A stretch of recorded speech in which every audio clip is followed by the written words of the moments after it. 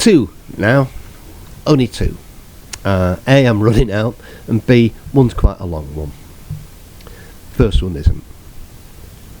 First one's called What's the Story? What's the story, morning glory? Leapt out of bed, feeling horny, fumbled and tumbled and fell down the stairs and tried to have sex with everything there. He Rogered the rabbit, had a go at the cat. The dog had to growl and hid under the mat. He's ready for anything, animals, women and men. Got his vitamins mixed up with his Viagra again. Thank you. This is the monologue. It's called The Unfortunate Death of King Harold. About 1066 and all that.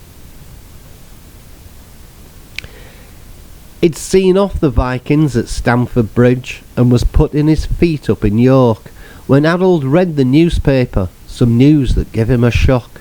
The Normans had landed in Hastings and were expecting a bit of a scrap, so he rubbed on his ear and knocked back his beer and quickly consulted his map. When he eventually found Hastings, he realised it were on the south coast.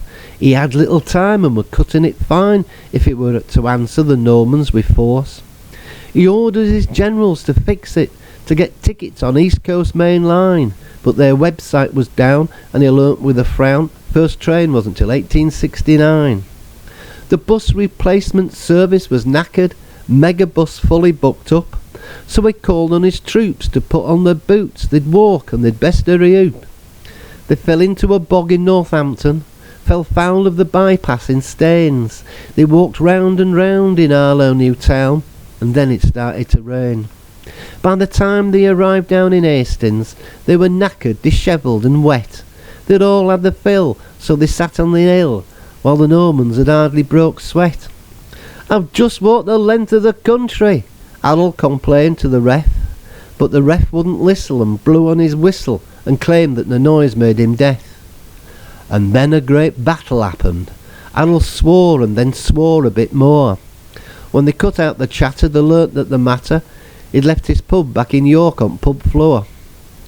Now whilst Normans were waiting for Harold, they discovered a good local pub. They didn't sell wine, but they had a good time playing darts with sharp pieces of wood. One bloke was aiming for double, a treble, and then he would win. But his arm it did tire and it bounced off the wire and headed towards top of the hill. Before anyone shouted a warning, it hit Harold straight in the eye.